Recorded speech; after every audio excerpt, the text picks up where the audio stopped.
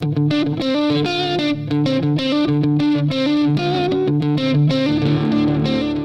actually don't have wax in my ears. I've always amazed the doctors when I was a kid. Nothing. New fact about Josh. He never has had wax in his ears. Head wax? I mean, everybody's got some wax, but You just said you don't. I actually don't have wax in my ears.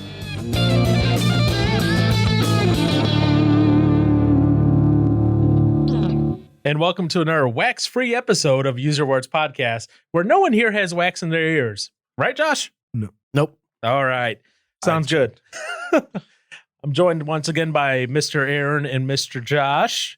Oh, happy and ready to go for the new year. Josh is taking his notes. He's ready. He's engaged. He's ready to control the direction. And the reason he's doing that is because I told him he's the one leading this conversation. We're going to be talking about micro versus macro in the terms of management. Micromanagement versus macromanagement. I guess strengths, weaknesses, styles, blah, blah, blah, blah, whatever Josh decides to cover in the Joshian time frame that he has chosen.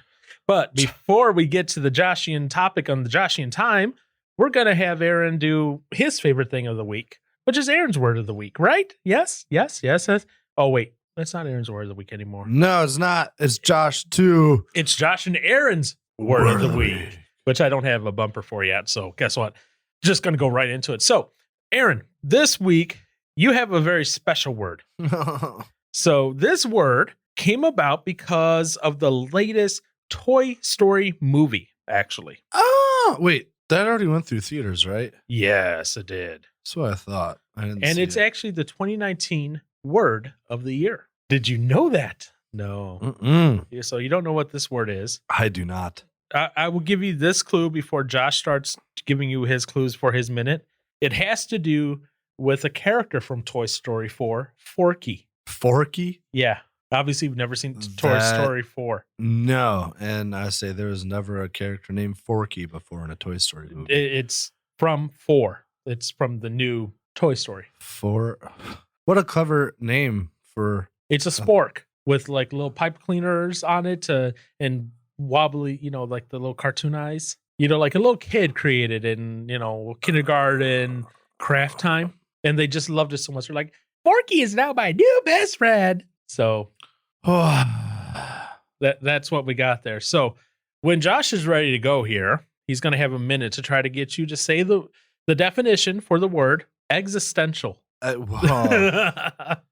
Why do I feel like I've heard that word before? You should have. It's the 2019 word of the year. Existential. Josh, are you ready to go?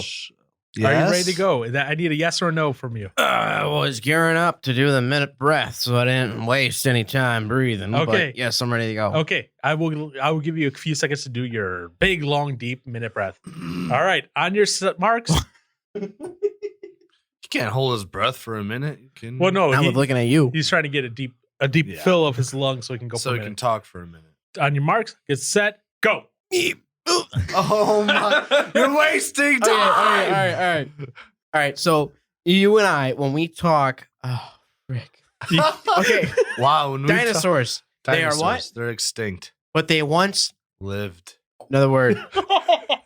It starts with an E. What do you mean? They lived. They once lived. They once existed. Yeah. Existential. So what is existential? What is it? What? What, they existed and then got extinct? Nope. I didn't think so. I screwed this one up. Yep. I don't know how to recover. Existential. It's how do you describe this? With the definition. Why? I know that word, but yeah, Okay. I've never. Existential. It's of or relating to existence. You were close. It's a philosophical thing. So it's concerned with the nature of human existence as determined by the individual's freely made choices. You were close. That's exciting. Yep. Wow. I guess I'm going to have to go see Toy Story 4 to learn a little bit.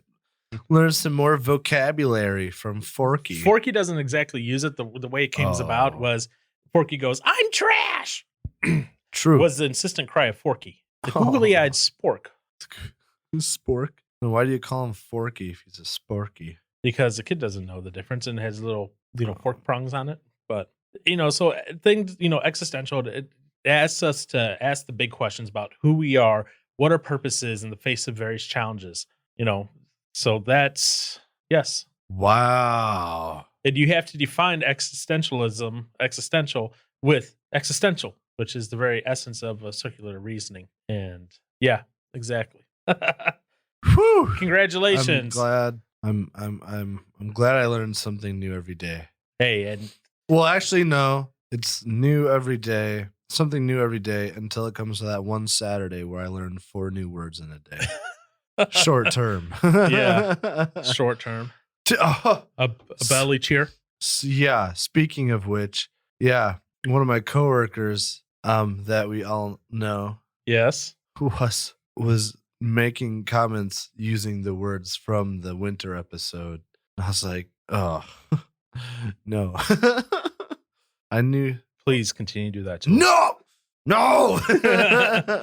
I forgot what ice legs meant. Really? Yeah. What does sea legs mean? See, I don't remember that. Ice legs, your your ability to walk on the ice. Well, yeah. Yeah, that's all Yeah. ice legs is. No, yeah.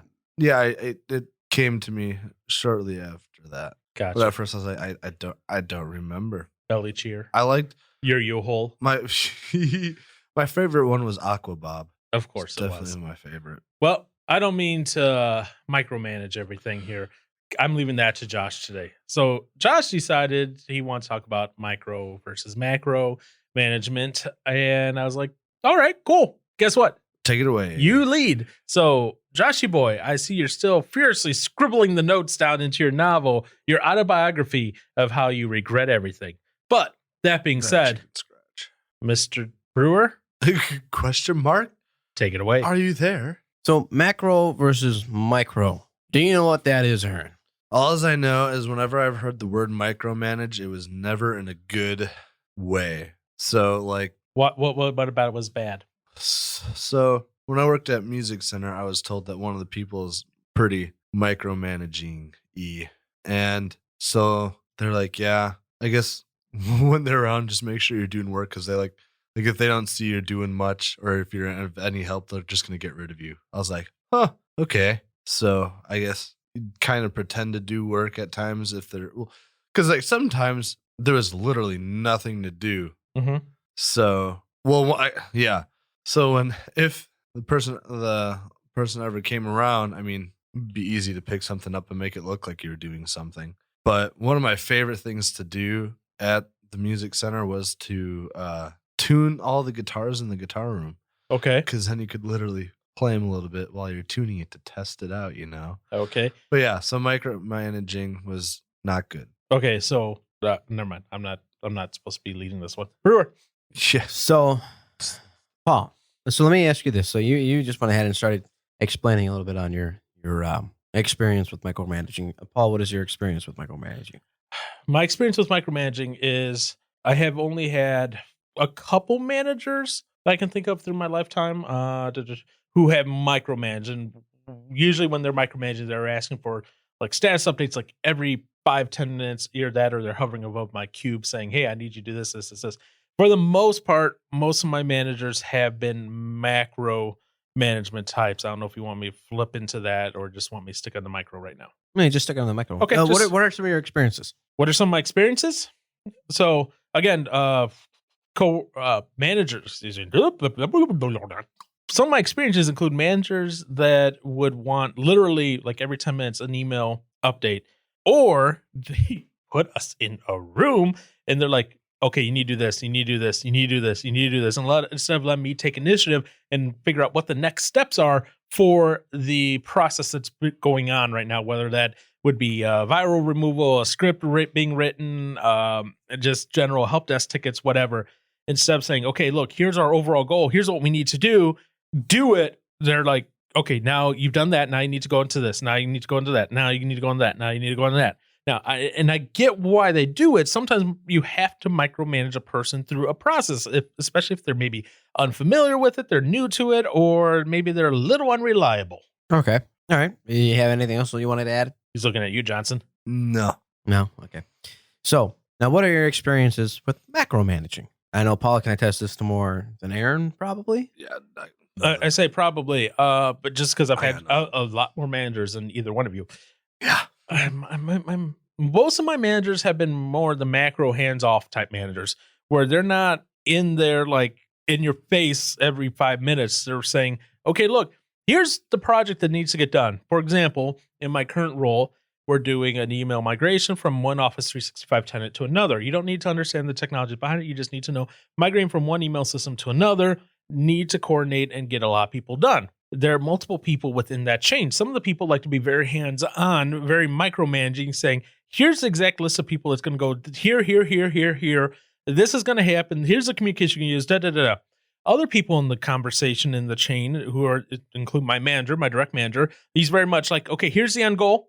Get it done. Do it. I will support you. Do it. You don't have to tell me every 5 seconds what's going on. I might ask you once in a while, every couple of days, say, hey, how's the project going? Is there any roadblocks? Can we help? Blah, blah, blah. But I'm not going to be sitting in my cubicle and I'm going to watch you work through this. Okay. So, and I know personally for me, how I work better under a macro versus a micro. The reason being that I can take the time to see, here's my goal, and then I can go through it. If you're going to be microing me through a process, why don't you just go ahead and do it? Okay. I agree with that. So my side of my experience with managers and bosses or whatever you want to call them, I've had both with the same managers. And to me, it's almost like a bipolar effect. And it's frustrating as an employee when it's both. You never know what it's going to be. The one issue that I've had with micro is, well, let me start off with my first job, which was at a manufacturing plant. They showed me how to do it, and they let me do it. Okay. But they never checked up on me. So in a sense, I would get done deburring stuff or punching stuff in a machine or what have you. And it wasn't until a few days later they go, hey, you see this batch you did? You got to redo it. What I need to redo it. You know, they just let me.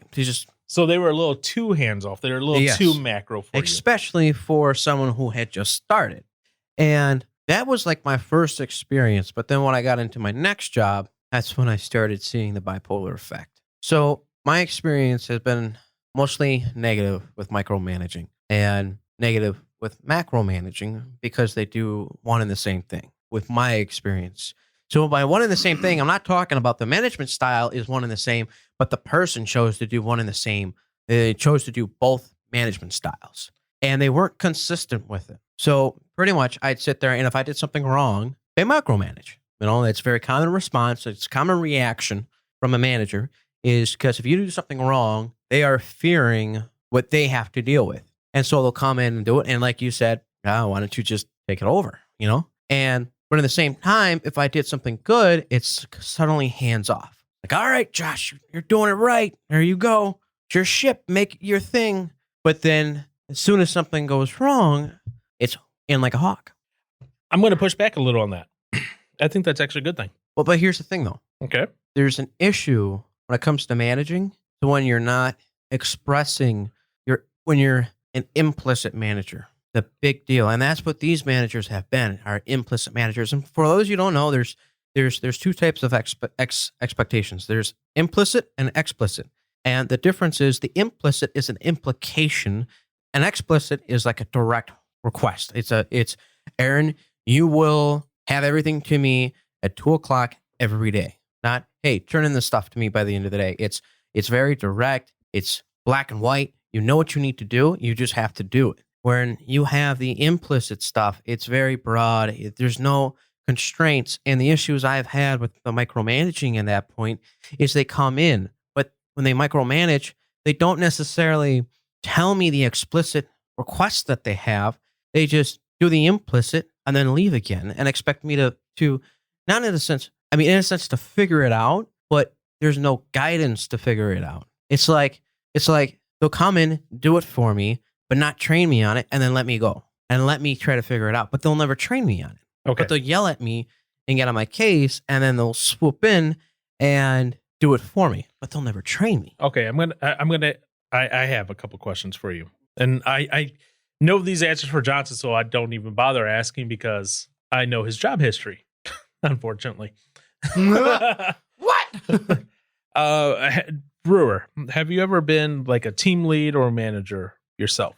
I have, in a sense, been a team lead, and they have given me the authority of a team lead, but I was never hired. I was never put in a position as a leader or a manager. Okay. No. And here's why I asked that, because I've done the team lead thing a couple times now, and what your manager did with, when things are running well and he's just kind of hands off, that's a great thing. I completely agree. And then when things go wrong, they jump in. That's common reaction. Beautiful. That's how it should be. Because what they're doing is they're not punishing you and saying, hey, you didn't know what's going on. It's like, hey, okay, something messed up. Let's see where this happened. Let's see what we can do to rectify this. Maybe they're not explicitly stating that, but that's what they are doing. Now, the point where you said where like you'll get thrown into something, you get like no training and all that, and then hands off. Yeah. Some of that might be coming from the fact that they might know your things from previous projects. So for example, recently I was thrown onto a project at work, and I knew how to kind of run the program going in, how to do the migration, but I didn't know all the nitty-gritty specific details that were in there because I haven't been involved in the project. And instead of getting all the hands-on stuff, my manager was just like, here you go. Congratulations. You're on this wonderful project we need to have done. It's critical for the company. And so I didn't get all that fun training that, be like, okay, where are we at in the project? What's going on today? I had to kind of dig in and do it myself. And that was because, and he told me this, he had thrown me in other projects. He had seen that, I was able to figure stuff out. So therefore I earned his trust to do that. The same thing sometimes when managers will do that is they might throw you in somewhere and go, run. We have faith in you. And and here's where I'm going to turn this around a little bit on you. As an employee, it is your responsibility then, if you feel that you need some training or you need some more information about this to do your project, to turn around and talk to your manager or team lead and say, look, I know you trust me to do this project, blah, blah, blah, but I need some additional information or some additional training in order to successfully complete out this project, which you have entrusted me with.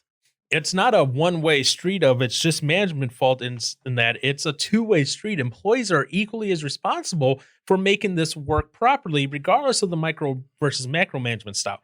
Just throwing that out there, that we can't just throw it all on the manager's style of saying da-da-da. It is a two-way street, and both parties are responsible, regardless of the style chosen. No. No, go on. I'm kidding. No, I agree. Now, if I sit there and I told you that he would entrust me with certain things and then get on my case about not getting something else done, but he keeps putting more and more on my plate, and I tell him, you are giving me too much to do, I will start to become unproductive, and then insists that I'm not working hard enough. At that point, then you got a wonderful, horrible situation with management that needs to be taken care of. And probably, unfortunately, the way this is going to happen is done by you resigning and finding a new job. Welcome to my world. Welcome to everyone's world in the business world. Josh. This isn't a unique situation that is very I'm just saying, unique to you. I'm just now you're getting an idea of Yeah, my situation. I know, but I understand it is. If you've done your part where you've turned around and said, hey, there's this much where there's I can't do this because X, and you're still expecting me to do Y, and you're not providing the training that, you've done your part. You've done your responsibility. You've escalated up the chain.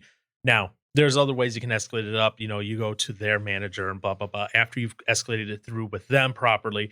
But that's a whole other conversation on how to do proper escalation through management chains, which most people would find 100% completely boring because honestly, it is. Now, Workplace boredom. what about the instances to where an higher up manager or oversees your manager? Mm-hmm. Okay. So there's some things going on. There's some things moving, some things changing. And what he is known for is macro, and a little too much macro. He does too much hands-off stuff. But he chooses when to micromanage or with no explanation. So the one issue is when you entrust your employees to do a task, or you open your now granted, the boss is the boss, period. They make its final decision. You can't do nothing about it. But the challenge, and this to me, the concept of this episode is going to be emphasizing Two words to me, which would run a successful business, is trust and cooperation. And we'll get to that later. Okay. And so the one issue is he would allow you to choose what you do. But as soon as some new thing pops up, knowing that you've already been given room to do stuff, or he might sit there and request input so he can make a collective. What's frustrating is when they look at the big picture and then they sit there and they immediately jump down to a micro scale. So they sit there and say, hey guys, what is your opinions? This, and this, and this. And then they sit there and go, this is what we need to do. And it's no combination. It's nothing of what the opinions were just let go of. And it turns out that their decision that you now have to start doing completely is horrible. And they turn around and blame you for it. And this happens again and again and again and again. Over the course of years, you realize that this person is literally insane because they keep doing the same process, expecting different results. So what that sounds like is someone who's not being held accountable. That's honestly what it is. And if now I will give them the benefit of the doubt, because obviously I don't know the full situation. They ask you for your opinions and then they turn around and do something else, right? There's probably a few days between when you give opinions and when things happen. Half the time it's within the same day.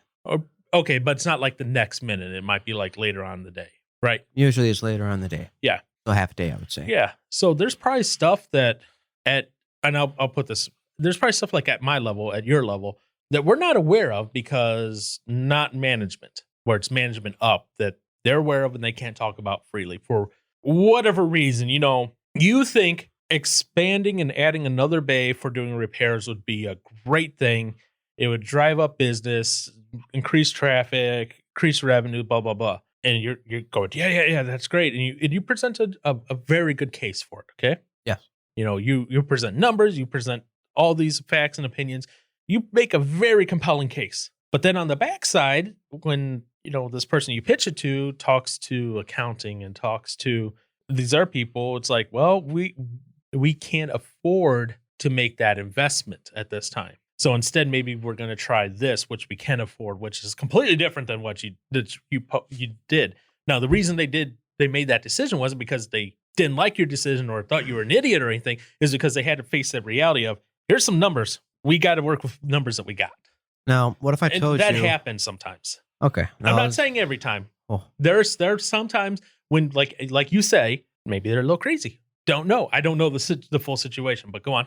Now, in the instance and in the example you gave, now picture that example, except there's anywhere between 5 to 10 people who are saying the same thing, and the person who's making the shot doesn't even get a hold of accounting, doesn't even do any of that. They're there, and within 5 hours later, because they haven't left the premise of the property, and you can see what they're doing, they then call the shots. And so... Well, sometimes upper management does that, and guess what? You got 2 choices. Choice 1, continue on with them. Or leave. Yeah. And guess what? You're going to see the same exact thing at company B. Everywhere you company go. C, company D, E, F, G. And that's quite what I don't understand. My work experience, I feel like I know what not to do as a manager. That kind of sounds bad. It stinks. I think I told people where I worked. But anyways, I feel like I know everything not to do as a manager. And there's a whole lot more that I could say that would go, yeah, why are you still there? I could say, but I don't want to pinpoint what managers I'm talking about. Okay.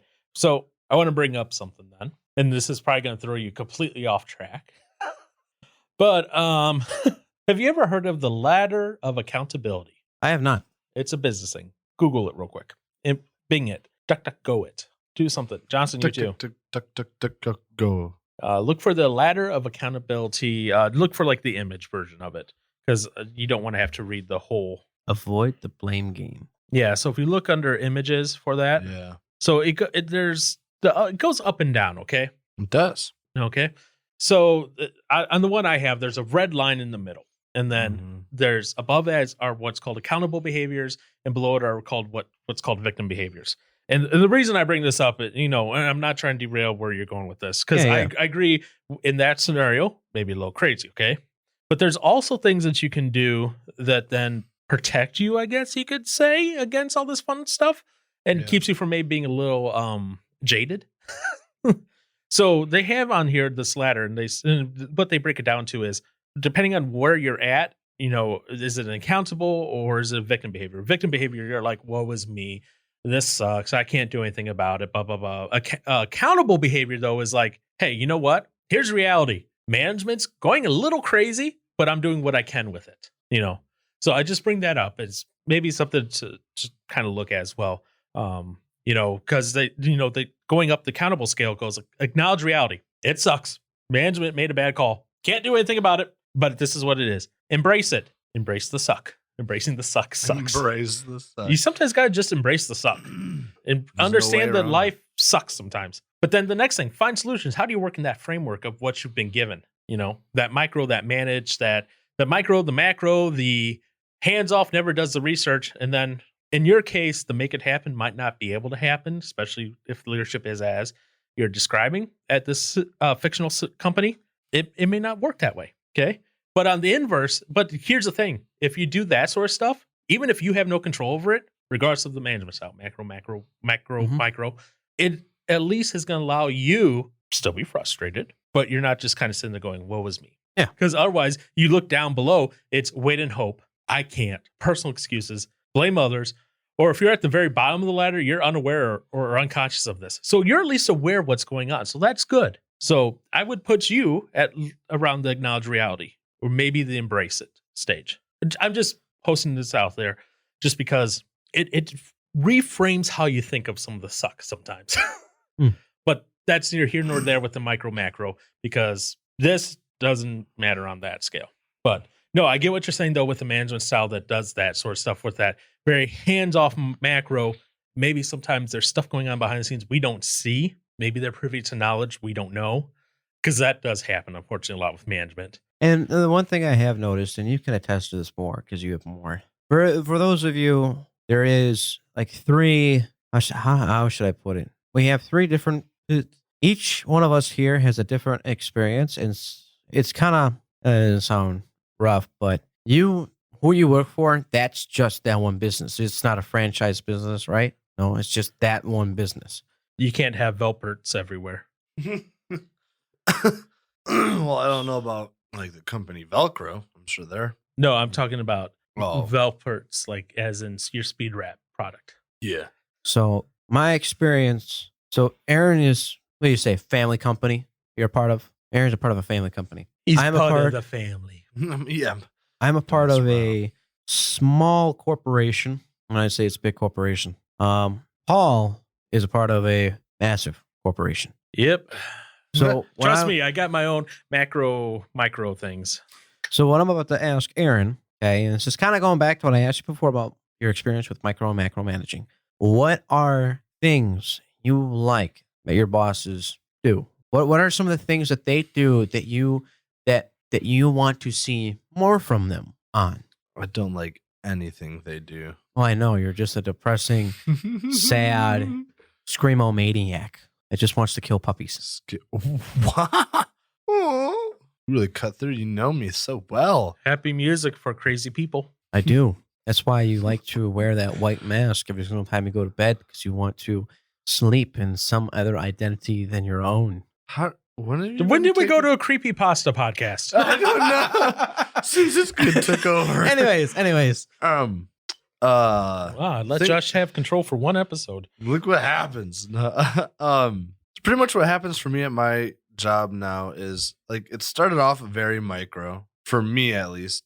So it's like they kind of, I don't know, they're kind of like micro at the beginning. And then obviously as time goes on, they're more relaxed and I guess hands off. And I mean they'll have a general idea of obviously stuff what needs to be done. So they'll give you a list of some things and they just let you go about doing what you got to do. Sometimes it really depends on how much work we have going on. What do I like that they do? Yeah. Well, I would say, I mean, once they give you the task, they'll, especially if you've built trust up with them, they'll let you go about doing what you got to do. They're not really hovering over you, making sure you're doing what you got to do. And they just tell me to go at it and have fun, whatever. But then once stuff goes wrong, obviously they're there to help out. and stuff like that. I guess I don't know. I've never really had any like work with macro management kind of thing, really. Well, I mean, so like right now they're kind of hands off unless you screw something up. Yeah, I mean that's the thing. Like it can change day to day because like sometimes, I mean, well, I say there is a difference between being like a friend or being like a coworker and Yeah. then being a boss. So if you're having a hard time trying to differentiate between the two, it's when the tasks are given and Yeah. when the responsibilities are handed in, and versus them just shooting the whatever you call it with you, just chatting. yeah. Well, so yeah, because so for the two guys that are like the supervisors, they're the ones that are giving you your tasks to do. Especially when the orders are rolling in. So depending like through the day, depending on what orders come in, they'll pull you off of what you might have been doing to get something else done sooner. But then yeah, so normally for the most part, they'll let you do what you have to do to get it done throughout the day. And interrupt as needed if they have to for other stuff. But then yeah, depending like if it's an order that like absolutely has to go that day, if they notice that it's might not get done in time with just one person working on it, then they'll either jump in or they will obviously summon someone else to help and lend a hand to make sure that it gets done kind of thing. So it's it is just very big, like team driven kind of workplace, which is great. Yeah. That's good. Yeah, I don't know if that's so much. I would call that too much micro because I mean, Yeah. and really they're only jumping in when they need you to go to a different project that you necessarily don't know about, but they know that they need help with that. Well, so yeah, and I mean for me too, like I mean they've done enough with me where I have a good idea of like when they tell me what to do, I know what it is that they're asking me to do, kind of thing. And then so it's not like they move you to project B and sit there and watch you do it. No, it's very waiting for you to fail. Yeah, Aaron, can you even get this right? Come on. No, yeah, it is very much like that, which I like a lot. It's cool. It's it's a fun place. Very relaxed environment for the most part. Geez, I don't know what else to say. Okay. If they asked you, just kind of curious, if they asked you to run the show for a week, would you do it? Run the show for a week. In other words, without being paid. What? Without being paid what you would deserve, what you would. Oh, you should be I'm not paid. getting their pay. Right. So in Would other you run it words, for a week? you'd be acting manager for the week while they're on Well, while they're on a that's family not gonna vacation. happen. Well, let's But- say they decided to go on a like they have to do something for the family because they have to go like on. Make it a month. Well, no, I wouldn't say a month. Let's say a week. Say a month. Someone in their family has a medical emergency. They need to leave for the week. All of the family. Sounds like the mafia. Well, yeah. And they're like, before they leave, they call you and go, Aaron, you're in charge for the week. Oh my gosh. So you have to juggle, and let's say there's going to be 3 new orders coming in this week. See, that's something I can't do yet. I'm not at that level. And no, that's Where they're fair at, to yeah. know that. Yeah. You need to know your strengths and weaknesses. Yeah. The question is, if you were that person that they would go to, would you? Oh yeah. Okay. Cool. You don't have to. Now, is there anything you wish they would change? Change? It's okay. They don't listen to the podcast yet. They do. They do. Well, JT does, which Ew. now that he works with me, he talks about the podcast at work more than I ever have. Oh no. Yeah, we're So what can I say? we're hanging. Yeah, we're hanging out, and he's like, "Oh, Aaron said something about you, Jeff." I was like, "Oh no." The phrase "snitches get stitches" comes to mind. I think there is going to be it was nothing bad. That's directed at you, JT. Yeah. So what we're going to need to do is we're going to need to make sure Aaron's character is beefed up as much as possible. So the next time he comes, we can have a PvP battle. Oh my gosh. I got a lot of work to do in that. But so something for them to do differently. That's really hard to say because I mean Jeff is a workhorse. And Jeff is one of the supervisors. So Okay. him and I guess that's what kind of they've been mentioned as. Well, that's what I heard they're kind of called. I don't know. Okay, fair enough. But so it's him and then kind of like the founder's son, Chris, is like the other supervisor. Pretty much. So they obviously know how to run a couple machines that I don't know yet, Mm-hmm. which they've talked about training me on one of them. Hasn't happened yet. But then the next part is it's computer work, like doing like the FedEx like shipments and scheduling pickups and all the paperwork at the end of the day. So secretary? Sure. You, Well, you, it's just- I you mean, got to it's- set up all the invoices and purchase orders and stuff Yeah. like that. Yeah. Yeah. not So bad. Which Challenging once you get is used to it. important, by the way. It is. yeah. It is. Because pretty much a purchase order is a credit card. Yeah. So oh man, they had me do one time. Oh boy. Like if they're gone, they'll have me answer the phones if everyone's gone and no one's available to get to it. Oh, I'm going to call him now. Secretary Aaron Yeah. responding. Remember when I was texting you that during lunch one time and I was like, oh, they said I have to answer the phone because they're all gone on a meeting or whatever. And you're like, I could have so many phone calls come into you right now. I was like, no, please don't. I was queuing up our phone system to dial you. Oh my, You have gotten about 5,000 to 10,000 calls a minute. oh my goodness. I wouldn't have been able to eat lunch. You know what's funny? Ah, Is your boss is going to actually see all the calls that come in. yeah. Aaron, you got them all right. No.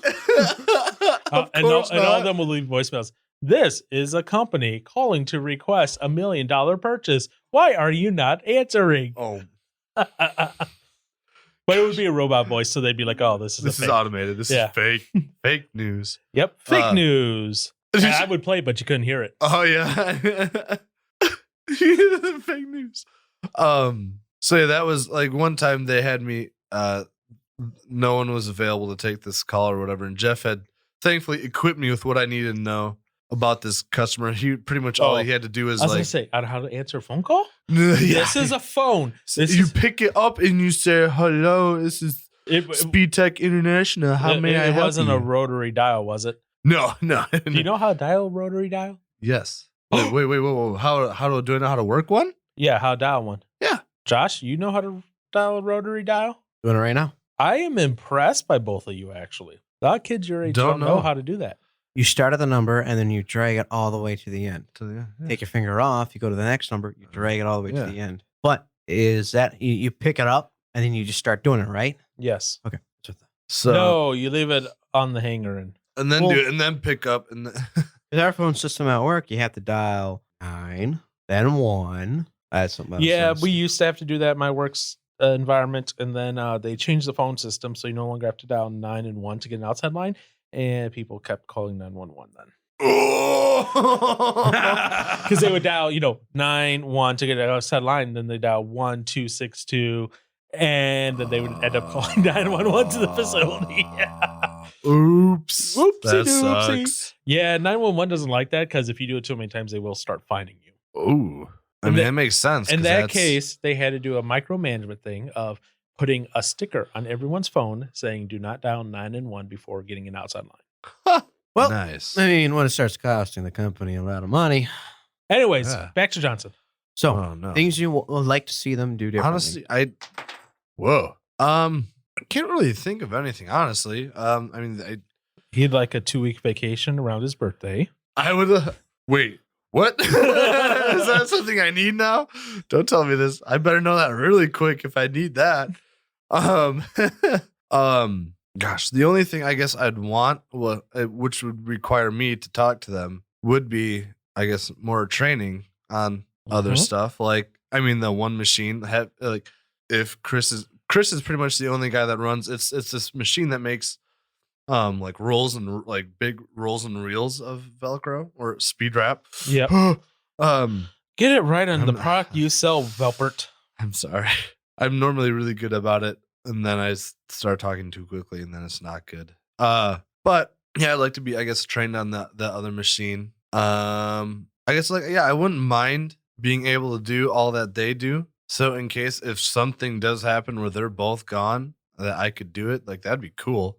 I'm down for that. But yeah, as far as for them doing anything different, I guess to do something better, I honestly, I don't even know. And here's something just from my thing from when I've been a team lead, and also I've learned from my current manager. You stack everything in your company as though someone's either going to be hit by a bus or win the lottery. Yeah. So Yeah. you stack the company, the training, like Chris gets hit by a bus and he's out of commission for like 2 months. I didn't say die, just he's out of commission, yeah. He's still healing alive. up. He's still alive, but he has to stay in the hospital for 2 months and heal all of his broken bones. He's in a full body cast. Yeah. He can't move. Ugh, yeah. What would happen right now if he's the only one that knows how to run that machine and that happened? Oh, that or would be if he awful. won the lottery and he just became a billionaire overnight and he's like, I'm done working. Yeah. Oh, yeah. All of a sudden, you got no one left to do that. Yeah. But so, I mean, that's not part of macro. That's just me about business continuity. And yeah, at that point, because then Jeff does know how to work that machine, but then he would pretty much be the only one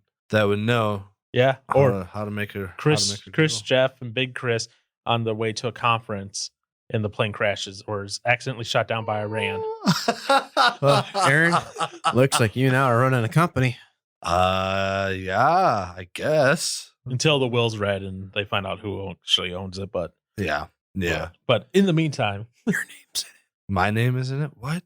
Anyways, is that the talk you had with my boss? Anyways, that is Brewer, sweet. continue on, please. So, Paul, Mm-hmm. your turn. Your turn for his turn for what? What's the question? What would you like your? What are some things that you like your boss doing, but also what are some things you would like your boss to change? Current boss, previous boss, all bosses, Let's say imaginary boss. the boss that you can talk about the most on. Let's say your current boss. That's the one I can talk about the least. Way to go, Josh. Okay, how about this? I will take traits from multiple bosses because all my bosses have done weird things, and I love them all. But some of them, let's just say, if we didn't work together, I don't know. Okay, things that I do not like about bosses. Wow, this is going to sound like I'm bashing on bosses all of a sudden. And I'm not, because I realize that these are things that are happening, and maybe I don't know things that are happening behind the scenes. So, for example, being thrown on the project last second and told, hey, you're being taken off of everything else and do this. And you're like, I don't like doing this. I know how to do it, but I don't like doing it. You want me to stop doing the things I like and do this? Okay, fine. It's for the good of the company. I understand. Yeah. Personally, I don't like it. But the boss realizes that he has a resource on his team that can handle this. Not his favorite thing in the world to do, but can handle it instead of paying for an outside consultant. So I get it. Logically, I get it. Outside of that, really the only ones I've ever really had issues with are the ones that like to micromanage way too much and just always requested a status update like every 5 minutes. I'm like, dude, let me get my work done instead of sending you an email every 5 to 10 minutes. Let me actually do something.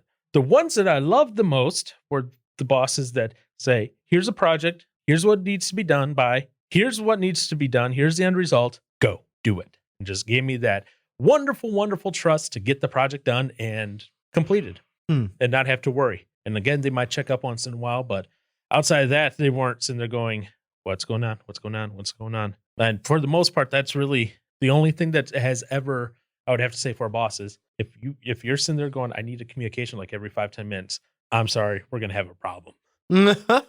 I guess, I didn't think about. You can't think about your Piggly Wiggly boss. You didn't have them in long enough. Oh, no, I mean, I'm definitely not thinking about that. That was just dumb. But yeah, for like, I guess when I was at music centers, like I felt like I had to keep like, I would sometimes get a list of a couple things to do.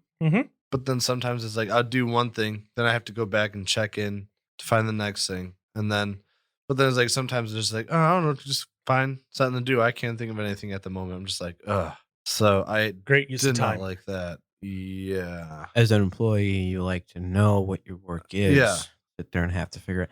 And it's funny how you say that, because I've had, at the current place that I work now, I've had 4 different bosses. And one of them has always been my boss, the higher up one. Yeah. And otherwise, I've rotated to 3 other bosses. And it's interesting that you say that, because there was one position I had to where I was just building maintenance. So I sit there and I would have to find my own work. And for a tech, that's a dream job, to find his own work. But for building maintenance, I just walk around, and if there's something that needs to be adjusted, or I thought it needed to be adjusted, unless it was potentially a big expense, you just let me do it. Oh, you need to go to Menards to buy some screws? All right, go for it. You need to go to Menards to buy 20, 30 light bulbs? Do it. You need to go to Menards, buy some shelves? Go do it. You want to knock down that wall? Hey, I'll come up and I'll help you. You know, that is probably one of the funnest times and most liked positions with the manager that I've had because he looked at me and he knew I was capable. Now, Yep. are there rough experiences with it? Yes. Especially when he would say, "Hey, so what have you been doing all day?" "I've been doing this." "Takes you that long to do it?" I'm learning how to do it." "It still takes you that long to do it?" So there are times where I would have situations like that where it just didn't make sense, or maybe someone had told him something that wasn't true and he was questioning what I was doing, which happens all the time. No, you don't say. Oh, but so for me, I really enjoyed that. Because I was with the one manager that if I wanted to go anywhere in the company, he needed to see that I could do the job. So all my other managers were just pawns in the place of potential climbing the ladder. All right. No, another manager I had, he what I liked about him is he was on a macro scale. And when it came to me needing to learn something, he was all about making sure I understood. Mm. Now, did he have the patience like some other managers? No. But he did do a good job at trying to create discipline and keep up with things. So every few days he'd say, "How's it going?" Or, we need to do any changes, or, Right. he was on top of the accountability aspect Mhm. of it. But when he would question something, he would ask me. He wouldn't hold back. He wouldn't shoot the crap or anything. He would ask me. He's like, You mean "Hey, shoot the- I've noticed that, huh?" Shoot the breeze. Yeah, shoot the breeze. He was like, "Hey, I noticed this isn't getting done as fast as it used to be. What's going on?" And I would sit there and I would tell him, if something came up or if I had to switch to prioritize something else because another manager needed something to be done. So I really enjoyed him. But now the current position, it's a little bit in this position. I've had two managers, Okay. and the previous manager acted like the manager that I just spoke of, but he was a little bit more loose. He didn't really have quite that accountability, but he couldn't quite talk to you about situations. It's like talking to him for him was a little bit more of a challenge. And it's like when something happened, he would, try to take care of it and do it, but that was about it. He didn't explain whys, the whats, the hows. Now the one I currently have, I need to be careful here. Because if you'd have to be careful, maybe you just skip it.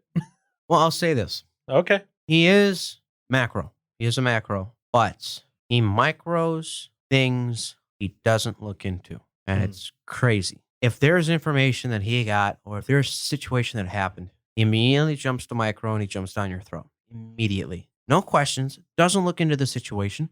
Doesn't even to make sure that what he got told was true. He sits there, he jumps down your throat. So suddenly you have to stop and you have to deal with the situation that actually isn't a situation at all. Okay. He just jumps to micro mode as soon as something negative pops up. And quite often than not, it's something that can simply be addressed with, "Hey, did this get done?" "No, it didn't." "Why?" "This is why." "Okay. All right. That's it." Instead, it jumps to it, reacts. All and right. that kind of brings me to my next thing. All right. What's your next thing? So the next thing is we're going to start diving into a little bit more of a macro leader and just a leader in general. Okay. Because I would say there is, in my idea, a leader is different than a manager. It's more closely tied to a macro manager. But let me ask you this. Go on. So now there was a video I was watching on YouTube. I think I was saying that he's talked to some soldiers, and the common thing you'll hear from soldiers is, why do you go back? Why do you go back to war? Or why do you keep going back into the fire? Firefighters, you ask them, or why do you keep going back in the streets if you ask policemen? Right. And a lot of times the words they'll use, or pretty much the summary of what they're going to say relates to, because my brothers are there, Okay. or they're my family. And the one person he was talking about was somebody in the military, and he was a captain. And the guy would sit there, and medevac chopper came in, had a GoPro. One of the guys in the helicopter had a GoPro on his hand. And what they were doing is this a team of U.S. soldiers and Afghan soldiers. Can't remember who. Okay. But they were escorting some diplomats to an area to have some talked with the local leaders, and they ended up getting ambushed. And him and one other soldier were dragging one of their comrades to the chopper, and the guy had got shot in the neck. And so you see them put the body on the chopper, and the captain leans over, gives the guy a kiss on the head, and then runs right back to grab more bodies. Okay. And his question to people was, what causes someone to do that? And in his references, he was talking to them, why would you run back in the middle of the battlefield to grab the wounded, to sit there and keep fighting? Because they would do the same thing for me. Okay. So where I'm going to start getting with this is the beauty of macro is that there is a level of trust that gets put in place. And the big thing, I think, is how you address issues. If you react to an issue, you are more concerned over the person doing wrong and screwing up a situation than you do trying to make sure the situation is handled properly, and then you help the person understand themselves. So what I want to talk about right now is react versus respond. Okay. How often at work you guys feel that you have more of a reaction to an issue than a response to an issue? And when I say reaction, I'm referring to the fact that there is a negative connotation with that. It's an express of disapproving emotion. Right. And then a response is more of a positive reinforcement, and it's a pathway to help correct the situation, is what I'm saying is the difference between the two. Do you guys see more reactions or responses at work? What I end up typically seeing is I see the immediate reaction of the issue. So take, for example, let's say I screwed up something. Okay. Yeah. Let's say I screwed up the deployment of a server system, and because of my stupidity, that caused, let's say, some issues with clinical data. I would see, essentially, the first thing I would see would be that reaction where, okay, we need to get this going now. We need to get this up and running. We got to get this taken care of. Normally, I don't see I guess you would call it like the personal reaction where it's The emotion. Yeah, the emotion. You don't normally see that. You normally see, we need to get the system up. The response then comes later of, and this I think maybe is because I work in IT. So we do this a lot where we, instead of just saying, Aaron screwed up the deployment ahead before I got to it, so that it's Aaron's fault. It's instead, there's a detailed analysis done. And then it's like, okay, here's what the facts say. This is what happened. Here's the lessons learned. There we go. But during that time, the manager may step in and say, hey, we got an issue, and jump in right with us and say, okay, here's how we're going to get this resolved. Here's how we're going to do this today. Here's how we're going to get past this initial 5 minutes of crisis of the hospital's on fire, and we need to put them out fire. I guess he moves to you now. I guess. You want me to go? I can go. If That's fine. I can. You want to gather your thoughts? I can go. Oh my gosh. You want to figure out how to not get yourself fired? I can go. Goodness. I mean, yeah, it depends on the situation. There was one time where I buried a die in a cutting board. I'm assuming by accident. Yes. Yeah. I assume not on purpose. No, yeah. So I guess one of the guys was using this like big punch press to kind of like flatten out these little pucks or whatever. Yeah. And so when this was before I really knew how to use a machine that well. They would set it up for me kinda, and I went to go check and make sure it was all good to go. Like, yeah, you should be good, whatever. And I go to do my first punch out with this die, and when you do the machine, hit it, and then you just hear it just like making a whining noise. And I was like, oh no. And I heard from it was Chris, he's like, stop. And I was like, ugh. He's like, yeah, maybe it wasn't set. At least he said, oh, maybe it wasn't set. So yeah, pretty much it didn't get set back to a correct height to use for the die, because flattening a puck, you can go a lot farther than having this die that sits a little bit above, and then so anyway, needless to say, it got buried in there, and we tried to get it out without damaging it, but that didn't happen. I can't remember what. I mean, it was so long ago. But I do remember it came down and it's like, yeah, Aaron broke a die. I'm like, oh. So when Big Boss came in, they're like, yeah, you can go bring the broken die down to him. I was like, Oh. It's like, okay. But Making you I mean, wear it was fine. And say they were making you wear your shame. Yeah.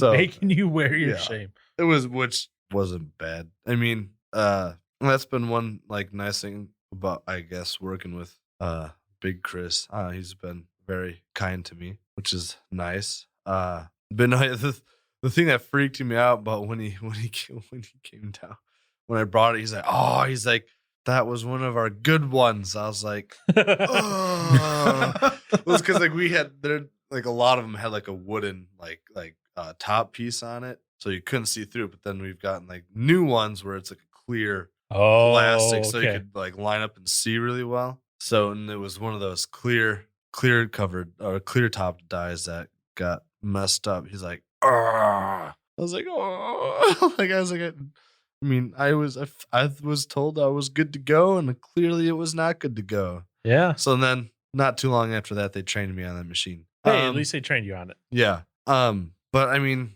yeah, when it comes down to something going wrong, first, yeah, we just figure out what can we do to get it going or get whatever it is done. Right. I mean, yeah, it's the whole like everything happens after. I guess all the consequences portion happens after whatever it is that need to be done gets done. I don't think anything has really been too severe to the point where it's gotten anybody in like too big of trouble, not to my knowledge. And I guess going. So I guess the question really comes down to that immediate response. Is it usually like Aaron, you idiot, or is it right? Let's get through this and then we'll give you a heart attack after. Right. Yeah, I think for Jeff, yeah, it's more let's get this done, figure it out now, and take care of anything that needs to be taken care of later if need be. And sometimes I don't know like if it's joking or like they say it jokingly but they kind of mean it, or if but I guess for like the young Chris, like like this is the hard part because like there's always like so much joking around that can go on sometimes where it's like there's times where it's like, wait, are you joking or are you kind of serious right now?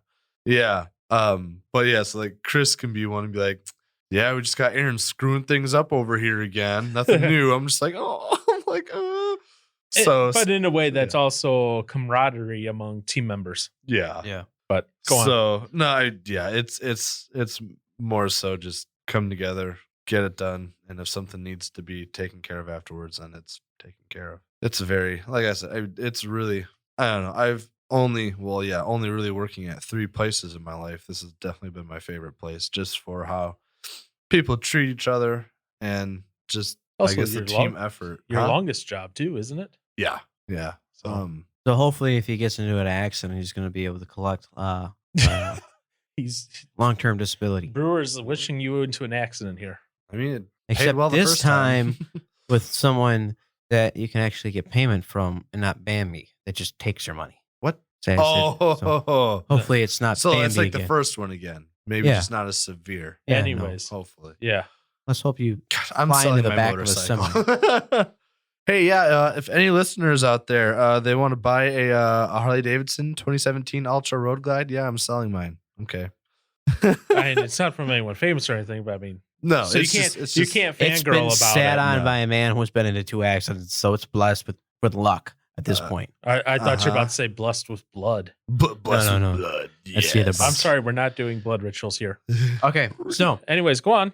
So my experience with reaction versus response, I've had both, and there's what most of the time, the reaction has just encompassed like a slight emotional, like I may have ordered up the wrong part. So this is going back 2 years ago. Ordered up the wrong part. My manager would look at me and go, Josh. He like smack his lips together and he would like breathe in and he's do a little shake. That's where he got it from. Or another situation would be the one boss would put his hands on his face, like, oh, and just breathe out. But more often than not, recently, the reaction has been more long-term emotional response, not short-term, long-term. To where you would hear the earful, to where it wouldn't matter who was in the area, they were gonna hear it too. Right. And to me, there is nothing more demoralizing Yeah. than having an issue and everybody hearing about it in front of everybody, especially when there are customers in the area too. Yeah, that's, in all honesty, a little unprofessional. Trust me. Trust them. I've mentioned that. And so my experience with that has been more often than not the case recently. And I'm not saying like recently within the last month. I'm talking within, since a year ago. Okay. And it's not something that happens like, it hasn't happened recently, like the last 2 months, really, not last month, it hasn't really happened. But more often than not, it would be, the response wouldn't happen until this person had everything off their chest they wanted to get off. And to me, that is just absolutely demoralizing, because I'm not concerned about my failure or my mistake. I'm concerned about correcting it, then figuring out what happened. Whereas when your manager sits there and takes it out on you and explains your mistake to everybody, it's like, okay, what are we waiting for? Let's fix the issue. Yell at me later outside or in a private room. Yell at me then. Let's fix it now. Because as it is, and I've noticed, is when employees get what's the word I'm looking for? When they get when they understand a mistake has happened. Right. If it's not something common, they tend to beat themselves up enough. And it's enough for them to start to be careful throughout the rest of the day. You know what I mean? Like if you guys make a mistake, you're kind of like, why did I make that? No, it's like, I haven't made that mistake in over 2 weeks. Why did I just, so you beat yourself up enough as it is already as an employee, especially if you're a hardworking employee who takes pride in their own work. You're gonna beat yourself up over it. And it's usually enough from what I've seen that you don't need to, as a manager, express any more disapproval for it, but help them learn how to avoid it and keep it from happening again. So to me, and it was interesting because in the workplace, we're taught not to fail. But Go on. Well, in my I would scenario, say maybe in your workplace. Actually, my philosophy for work is fail often, fail fast. because they'd rather you fail right away than fail long term. Yep, but also fail often. In other words, make mistakes left and right. I wrote a few years ago, I call it my manifesto for how I work. In other words, this is the details on how I work. One of the points that I have in there is fail often, fail fast, make mistakes, make them public, make them ugly. And where I do that at work, and like when I'm a team lead, that I was never one to say, hey, you screwed up, because honestly, maybe this is more of an IT thing. I don't know, but I learn a lot more when I fail at something than when I succeed at something. When I succeed at something, it's like, okay, that worked. When I fail at something, it's like, okay, that didn't work. Why did it not work? Oh, it didn't work because, this computer wasn't communicating with this computer properly, which caused this computer to not communicate with this computer. But if it all worked, I wouldn't know how that all interacted and how that worked. So that's my philosophy. Fail often, fail fast. Now, obviously, you can't do that in all contexts. You don't do that, let's say, I don't know, surgery. You don't fail often, you don't fail fast. You don't go, whoops, I perforated their bowels, they're now dead. Next patient, whoops, I accidentally cut off their heart. You don't do that. No, IT, you can do that. Car repairs, you can probably get away with that a little bit more, as long as it's caught before it heads out the shop. With car repairs and with any portion of the dealership, you can, but it costs a decent amount of money when you do make mistakes like that. That's the only downside. Well, that's why I said if it's caught before it ships out, before the customer comes and picks up the car. Ooh, we caught that. Let's fix that. Now, granted, I completely agree with you, and I believe that's how the mentality should be over most areas and most cases, because you can't grow unless you make mistakes. Yep, and I completely agree with that. But I think managers need to recognize that. Yes, and also the big thing too is when managers react. If they react impulsively, unprofessionally, it means the world to their employees when they acknowledge that. When they acknowledge that they crossed the line, or they acknowledge that they may have handled something wrong, or they acknowledge that they accused you of the wrong thing, it means the world to the employee. Right. And as an employee, I see it as, okay, at this point, he's not making sure I know he's superior. He's on an equal playing field. He wants me to know that he has a heart, that he understands me as a person, that I need to feel valued. And when you don't acknowledge that as a manager,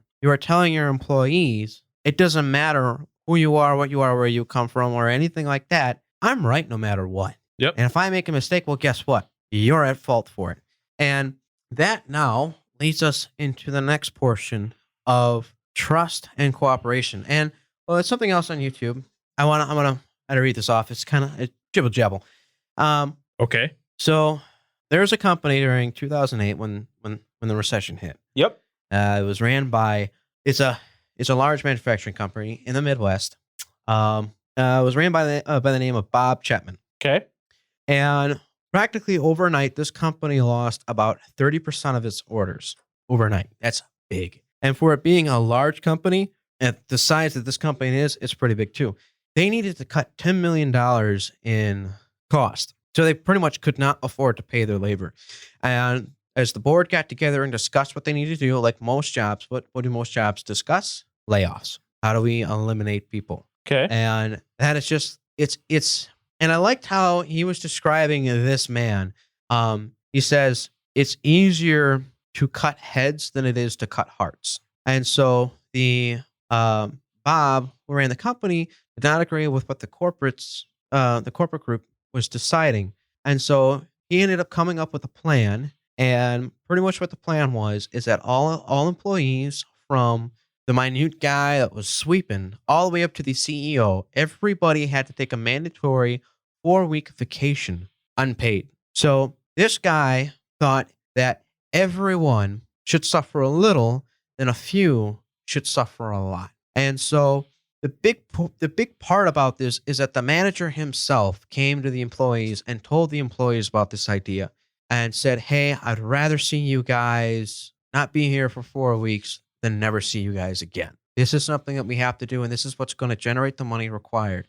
And so the employees responded with complete cooperation with it. And I'm pretty sure there are certain employees that left to find a different job, the ones that really need it. But one of the things that the employees started doing is they started trading their time off. Time off, unpaid leave, is just Right. money the company isn't spending. Right. So the bigger people that were making more money traded with the guys who didn't make as much money. So instead of this guy who makes $100,000 a year takes 4 weeks off, and this guy who makes $30,000 a year or $40,000 a year takes 4 weeks off, he would give one of his weeks to the bigger guy. So the bigger guy may have taken 5 weeks off, and the little guy may have taken 3 weeks off. Anyways, the company ended up saving $20 million through this. Not laying people off, but showing the employees that the employees valued to a point that they were valued to the point that everybody had to cooperate to make this work, and everybody did cooperate. And so through that decision and the fact that the owner of the company was expressing this to them, there was trust, and through trust, there is cooperation. And so I think more often than not, the big thing is trying to make sure your employees know that you trust them, and in turn, they'll trust you. But the other big thing with, I was a lead at one point, okay? And like I was saying, my boss at the time had actually offered to pay me more to stay and be a full-time manager of this position. Right. You know, because at the time, and I'll just say what it was, to be a porter. And for a lot of people who know anything about the car companies, the porter is the grunt of the dealership. They are the lowest guy in the dealership. But my boss was willing to pay me more, pay me overtime, pay me a little less than what I'm making now, which isn't bad for being a porter, especially a full-time porter, to sit there and control the porters. And I didn't want to do it. But what they did do is they did have me take lead. So I wasn't going to get in trouble for them not doing stuff, but I did have the seniority over these guys to have them listen to me. And the one thing I've noticed with macro managers is when they let you go, do your thing, they keep that space. But when you have a leader who may have a macro style. Usually, a leader to me is somebody who's a little bit more hands on, but not in a dictating way. They're hands on in a way of, hey, I haven't taught you this. Let me teach you this. They take the initiative on it. They take they'll assume all the risk. You know, they'll what's the other thing? They will try to help you understand things, or they will sit there and put themselves first to keep you safe. You know what I mean? So, for example, let me say this. So, one of the things that I used to do as a lead for a porter is when they come in, I'd make sure they know everybody. You know, I show them the ropes. I say, this is here, this is here, this is here, this is here.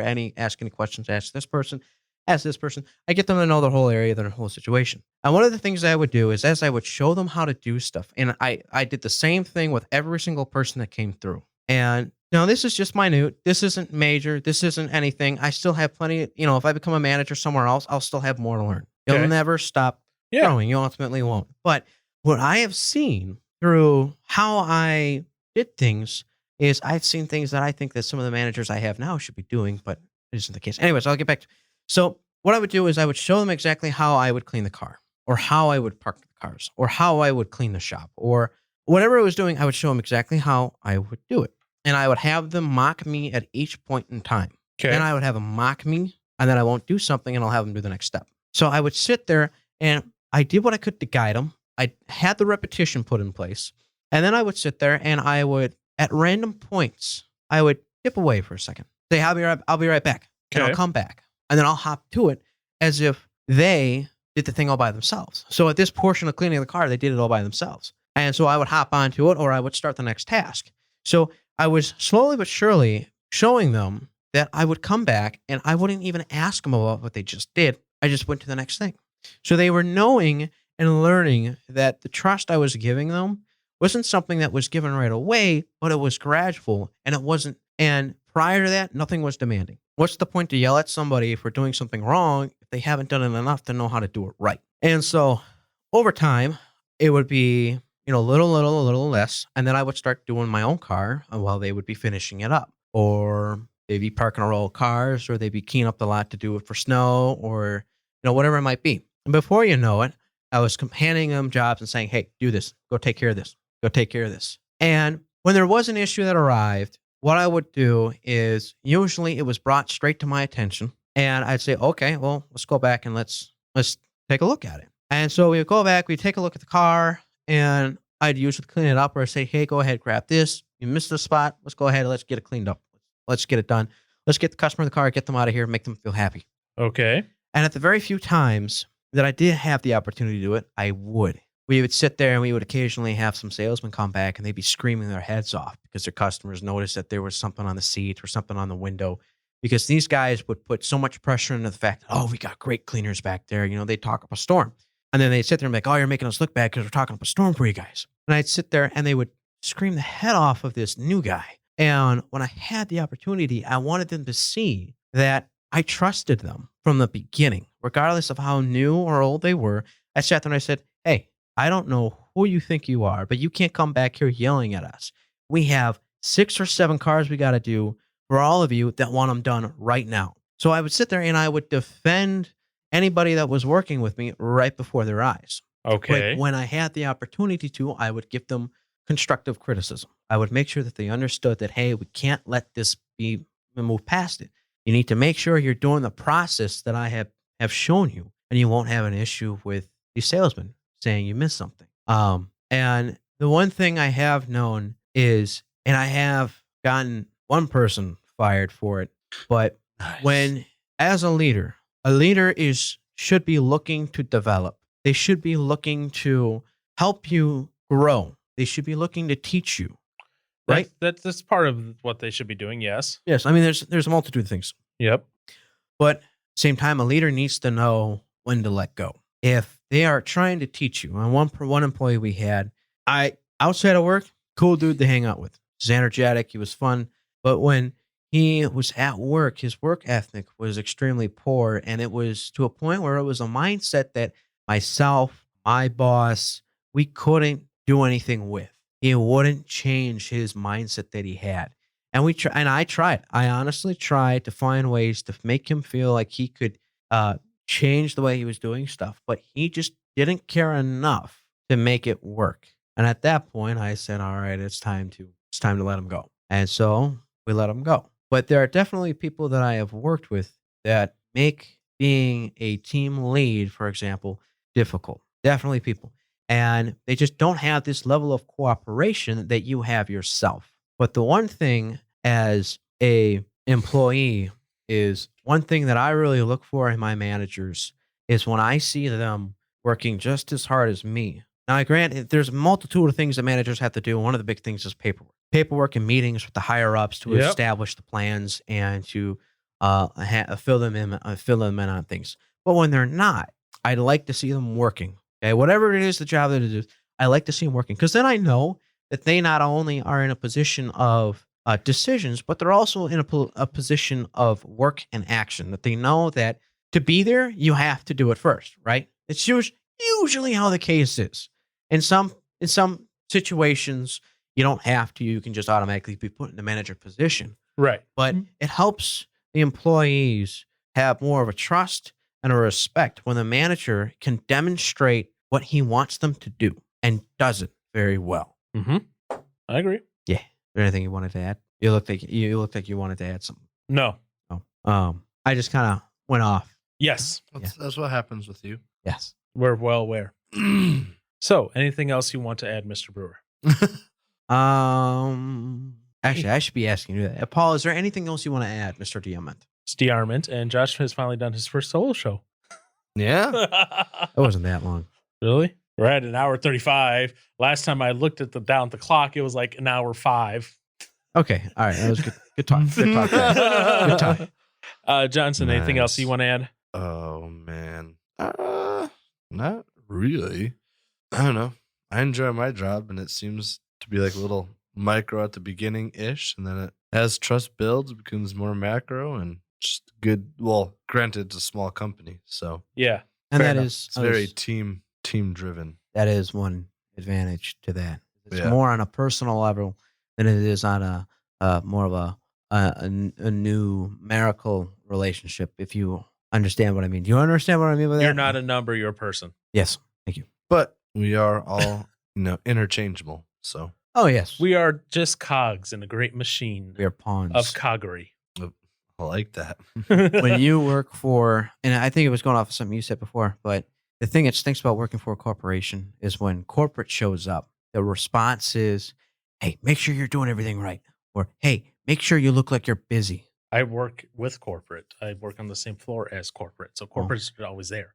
So Yeah. woohoo, And- corporate. Whee! And that's kind of how I respond to it too. It's like it's corporate. I mean, to anybody in this store, we're fireable at any second, and we're magically replaceable. Well, with that wonderful, happy thought from Josh, anything else? No. Wow, you're done with it. No, I was just answering. Leave for us a you. review at ratethispodcast.com/words. What is your favorite style management? Are you more of a micro? Are you more of a macro? Do you prefer one over the other? Which one has the better, gut feeling and reaction to you? That's, I guess, a question.